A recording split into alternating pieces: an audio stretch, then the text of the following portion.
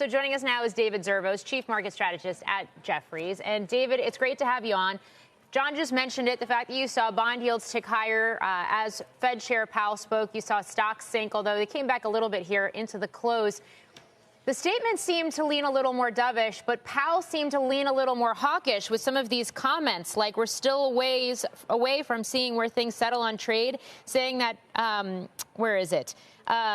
no decisions about September, and a few others here. Tariffs starting to show up in consumer prices, but still quite early days to see tariff impacts on prices. Your thoughts?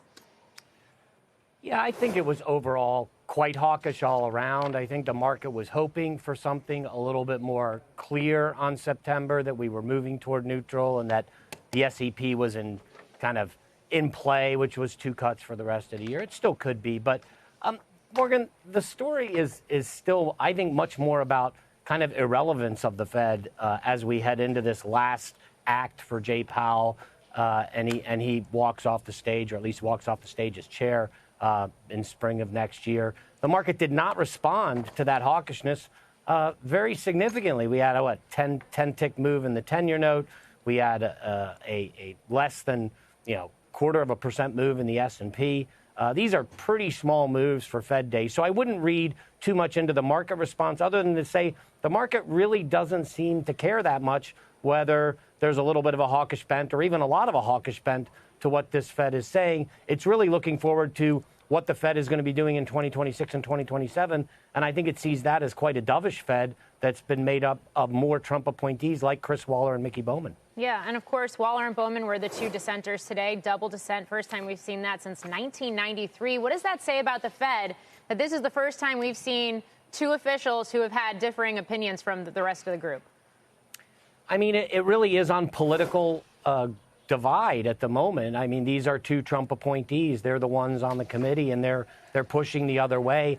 I think you could actually argue that the politics is kind of in reverse from what we're normally thinking of in the Fed. Usually you think of the Fed getting compromised by the executive branch.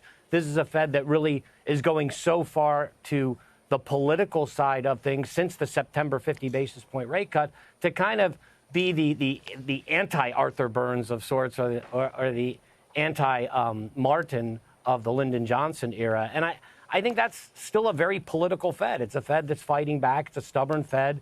It's a Fed that doesn't want to take risks with any inflation.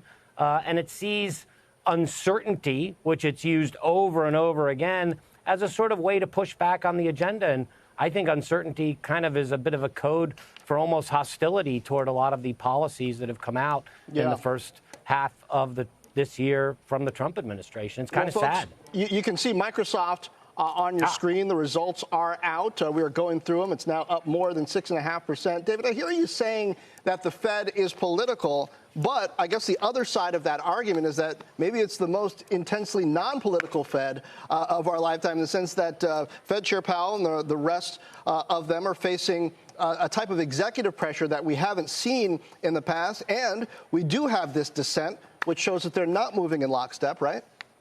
Yeah, I'm just trying to say, John, that, politics works both ways. You could either be kind of corrupted a little bit by Congress and the Democratic side of Congress, or you could be corrupted a little bit by the administration. So, or you could just be corrupted by your political views, which may be consistent with or not with the president. So I think what we're seeing is a real pushback against the administration, and that's been evidence in September. And it's just unfortunate because I think there's a lot of compelling cases. We've made them at Jefferies over and over again for why rates don't need to be at these levels. And it's just an extra tailwind to the economy. Now, John, I will say you're going to go into Microsoft earnings, and you should just transition to that because that's a great story and a much more important story.